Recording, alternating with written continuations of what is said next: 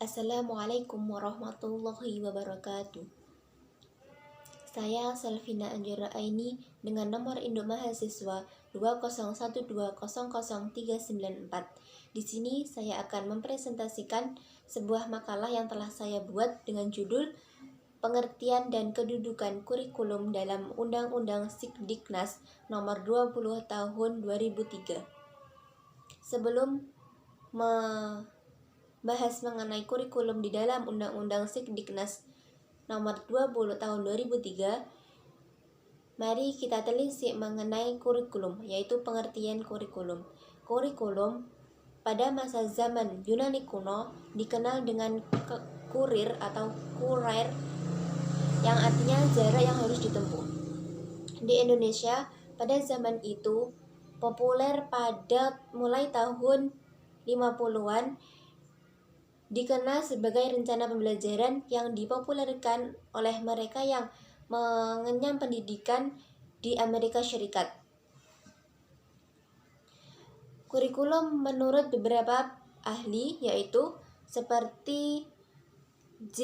Galen Saylor dan William M. Alexander, mereka mengungkapkan bahwa kurikulum segala usaha sekolah untuk mempengaruhi anak belajar. Hingga Edward A. Crook dalam The Secondary School Curriculum 1967, beliau mengungkapkan bahwa kurikulum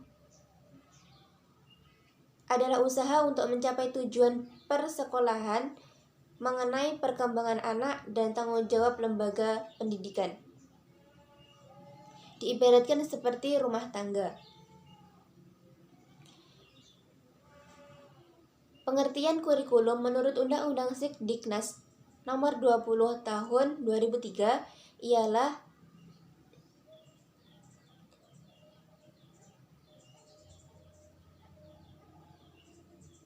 satu, pendidikan diselenggarakan demokratis dan berkeadilan, tidak diskriminasi, dalam menjunjung tinggi hak asasi manusia, nilai keagamaan, nilai kultural, dan kemajemukan bangsa. Dua, pendidikan diselenggarakan sebagai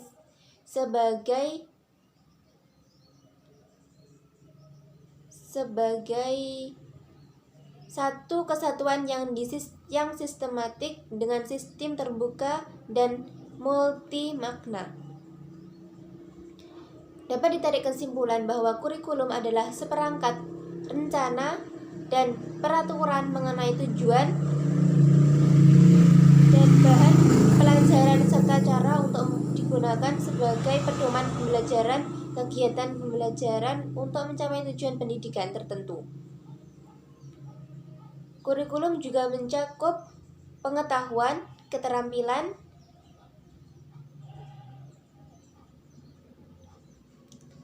dan sikap serta nilai sistem. Kedudukan kurikulum di dalam Undang-Undang Nomor 20, Undang-Undang Sikdiknas Nomor 20 Tahun 2003. Yang pertama terletak pada tujuan pendidikan, yaitu berkembangnya potensi peserta didik menjadi peserta yang beriman dan bertakwa kepada Tuhan Yang Maha Esa, berakhlak mulia, sehat, serta berilmu, cakap, kreatif, mandiri, dan menjadi warga negara yang demokratis serta bertanggung jawab, serta peserta yang bertanggung jawab. Hal tersebut diatur pada Bab 2 Pasal 3. Yang kedua, terletak pada peserta didik. Setiap satuan pendidikan berhak mendapatkan pendidikan agama sesuai dengan agama yang dianutnya, serta diajarkan oleh pendidik yang seagama pula. Kurikulum. Yang ketiga, kurikulum disusun sesuai dengan jenjang pendidikan dalam kerangka Negara Kesatuan Republik Indonesia dengan memperhatikan peningkatan iman dan takwa, peningkatan akhlak mulia, dan seterusnya. Telah diatur dalam Undang-Undang Nomor 20 Tahun 2003 Pasal 36 Ayat 3. Selanjutnya yaitu sejarah Undang-Undang Pendidikan Nasional hingga saat ini. Pendidikan nasional Indonesia dimulai sejak sebelum kemerdekaan. Pada tanggal 17 Agustus 1945, setelah dibacakannya proklamasi, maka dimulailah menyusun sistem pendidikan secara mandiri. Tanggal 18 Agustus 1945 menetapkan Pancasila dan Undang-Undang Dasar 1945 sebagai dasar negara. Undang-Undang 1945 sendiri menjadi landasan undang-undang untuk mengatur Sikdiknas hingga sekarang. Seiring dengan berjalannya waktu, maka kurikulum ataupun undang-undang pendidikan tersebut mengalami perubahan-perubahan hingga akhirnya memasuki abad ke-21. Undang-Undang Nomor 2 Tahun 1989 diganti dengan Undang-Undang Nomor 20 Tahun 2003 dan berlaku sampai sekarang. Substansi Undang-Undang Dasar Undang-Undang Nomor 20 Tahun 2003 yaitu mencakup 3 bagian pokok. Yang pertama, pendahuluan. Pendahuluan berisi tentang makna-makna daripada kata-kata yang terdapat pada Undang-Undang Nomor 20 Tahun 2003, tepatnya untuk mengkonsideran Undang-Undang Nomor 20 Tahun 2003 ditetapkan berdasarkan berbagai aspek pertimbangan, antara lain yaitu pembukaan Undang-Undang Dasar Negara Republik Indonesia tahun 45 dan mengamanatkan bahwa pemerintahan negara Indonesia berperan dalam mencerdaskan kehidupan bangsa. Isi daripada Undang-Undang Dasar 1945.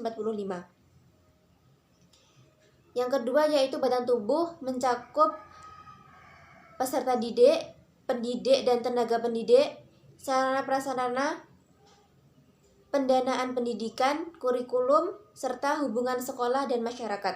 Yang terakhir yaitu penutup.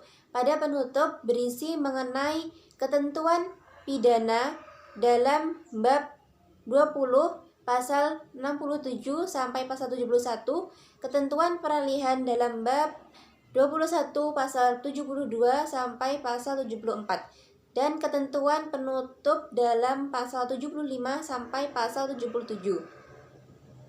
Ketentuan pidana berisi mengenai beberapa tindakan pidana baik berupa kurungan maupun denda terhadap segala tindakan yang melanggar peraturan mengenai penyelenggaraan pendidikan dari berbagai kegiatannya. Mungkin cukup itu presentasi dari saya. Apabila ada kurang lebihnya saya mohon maaf. Semoga bermanfaat untuk teman-teman semuanya. Akhirul kalam, wassalamualaikum warahmatullahi wabarakatuh.